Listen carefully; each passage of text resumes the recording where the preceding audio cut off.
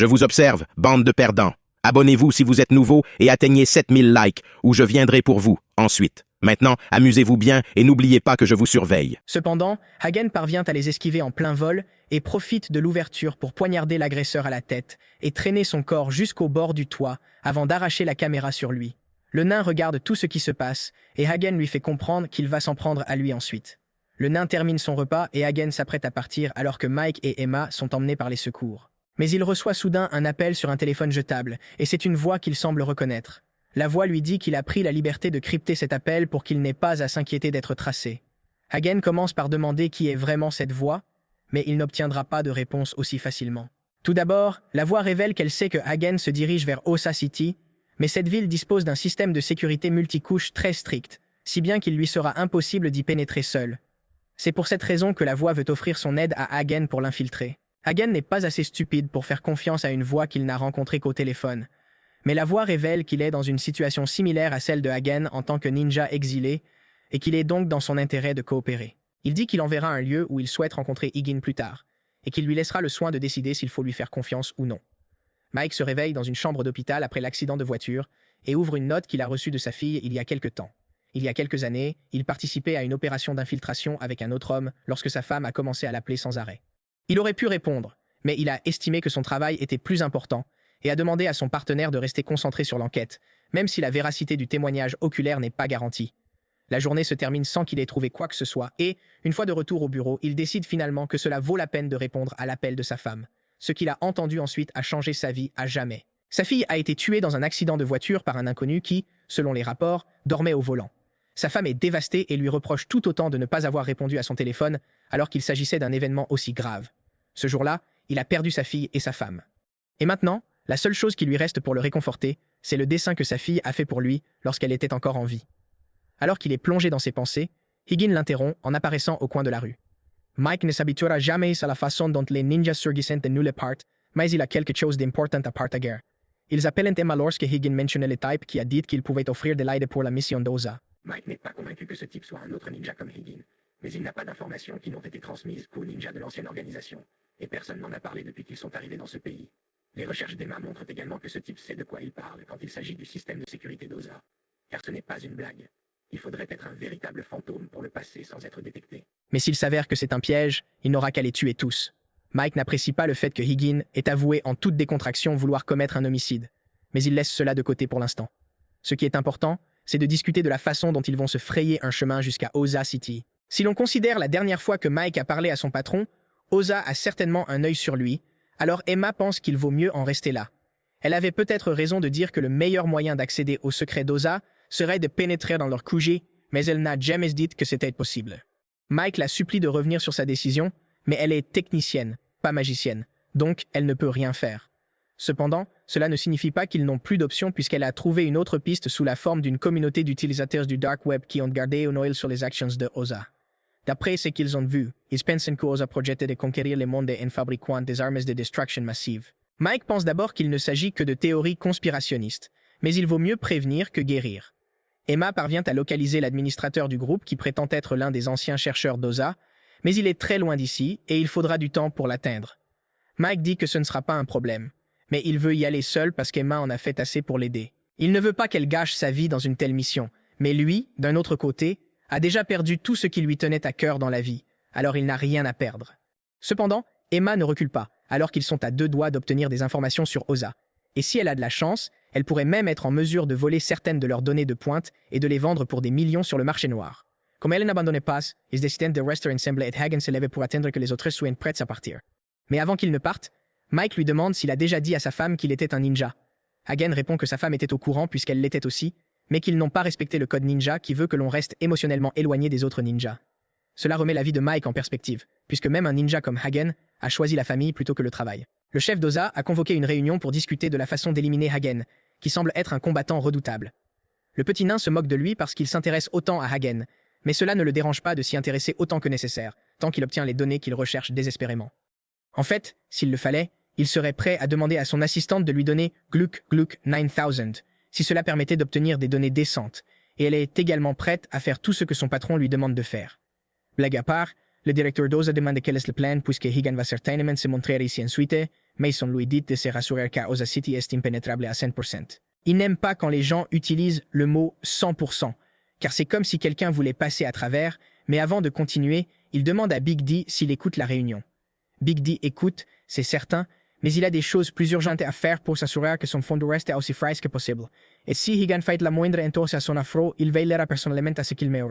Le nain tente de faire une blague sur la grosse banane de Big D, mais Yamaji en a assez d'écouter son bavardage et utilise ce que je ne peux que décrire comme un étranglement forcé pour le faire taire. Il déclare que tout le monde est conscient du danger que représente Higan à ce stade, et que le plan reste donc le même. Ils doivent apprendre comment fonctionne sa technique pour le vaincre, et ils peuvent laisser Mike tranquille pour l'instant, puisqu'il n'est pas encore une grande menace pour eux. Ils ne devraient pas rendre les choses plus compliquées qu'elles ne doivent l'être. Le chef d'Osa n'aime pas qu'on lui donne des ordres. Mais en même temps, il est d'accord avec tout ce que Yamaji vient de dire. Donc la réunion est ajournée sur le chemin du retour. Il a demandé à son assistante Dilly jusqu'où elle pense que Keegan sera capable d'aller dans la ville avant de se faire tuer. Ce n'est pas qu'il se sente menacé par Keegan, mais il est plutôt excité de voir un ninja aller jusqu'au bout. Il espère en tirer des données vraiment utiles. Pendant ce temps, le faucheur dit à Yamaji qu'il serait heureux de s'en prendre à Keegan dès maintenant s'il l'ordonne. Cependant, Yamaji lui dit de ne pas bouger et d'attendre. Yamaji lui dit de ne pas bouger, car il a l'intention d'envoyer les autres en premier, afin de forcer Keegan à révéler cette technique.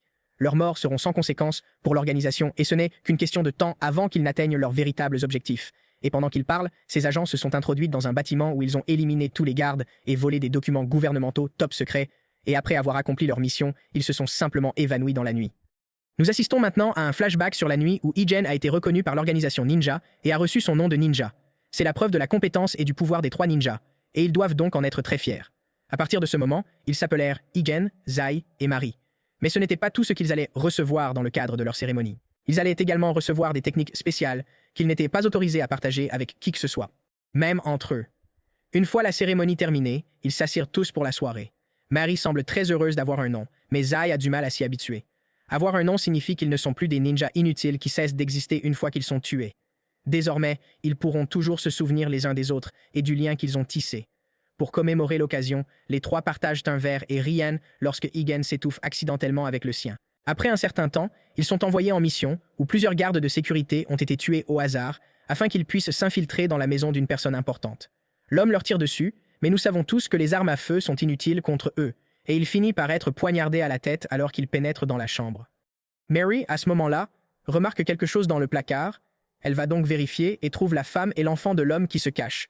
Le protocole normal est d'assassiner tout témoin à vue, mais Mary hésitait à tuer l'enfant, et ce seul moment d'hésitation a suffi pour que la femme lui décharge un chargeur complet dans le corps. Cela obligea Mary à la poignarder dans le cou, mais elle était déjà gravement blessée et allait devenir la première ninja à être abattue par le Gun no Jutsu. Higan vint la voir, juste au moment où d'autres agents de sécurité commencèrent à décharger des balles dans leur direction. Quelqu'un a lancé une grenade fumigène et a sauté par la fenêtre en la portant. Il émerge plus tard avec Mary, qui était inconsciente d'être restée si longtemps sous l'eau, et il lui fait un massage cardiaque jusqu'à ce qu'elle reprenne conscience. Il se réfugie ensuite dans une grotte voisine où Mary lui demande de la laisser derrière lui pour le bien de la mission. Higan refuse de le faire, et elle est prête à mettre fin à ses jours ici même, parce qu'elle a honte d'avoir échoué sa mission et d'avoir été touchée par une arme à feu. Heureusement, Higan l'a remarqué assez tôt pour pouvoir attraper la lame à quelques centimètres de son cou.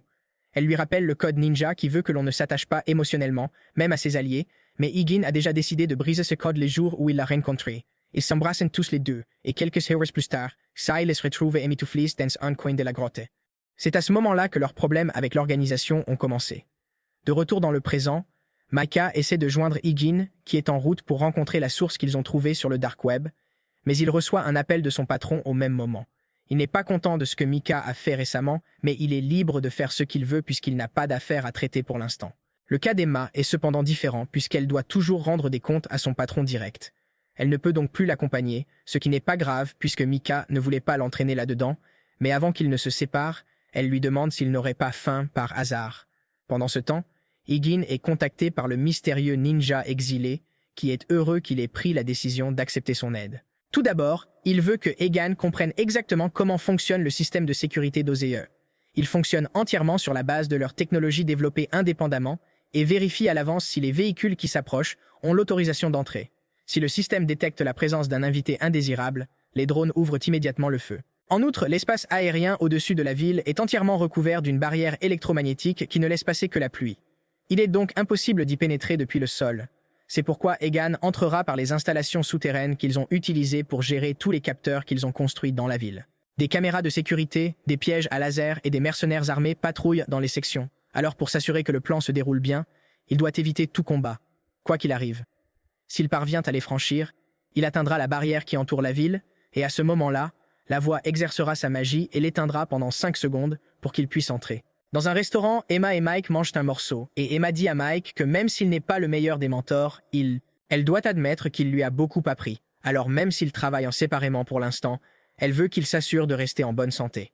Pendant ce temps, Egan est arrivé à la limite d'Osa City, et on l'informe que l'homme à la voix a réussi à pirater toutes les caméras de sécurité internes, de sorte qu'il devrait avoir environ 8 minutes avant d'être remarqué. Egan passe à l'action et commence à courir à travers les installations souterraines tout en évitant les mercenaires, comme on le lui a demandé. Il tombe sur le système de sécurité laser et commence à effectuer une gymnastique très précise pour éviter d'être détecté, mais une perle de sueur s'échappe de son visage et déclenche quand même le laser, ce qui fait que tout le plan est fichu. Ils sont maintenant conscients de sa présence et commencent à envoyer des soldats pour l'intercepter. Egan s'en occupe rapidement et continue de courir jusqu'à la barrière, mais au moment où celle-ci est abaissée, Zai se présente devant lui et les deux se regardent fixement. C'est la fin du 4e épisode. Merci d'avoir regardé cet épisode. Abonnez-vous pour ne pas manquer la prochaine partie.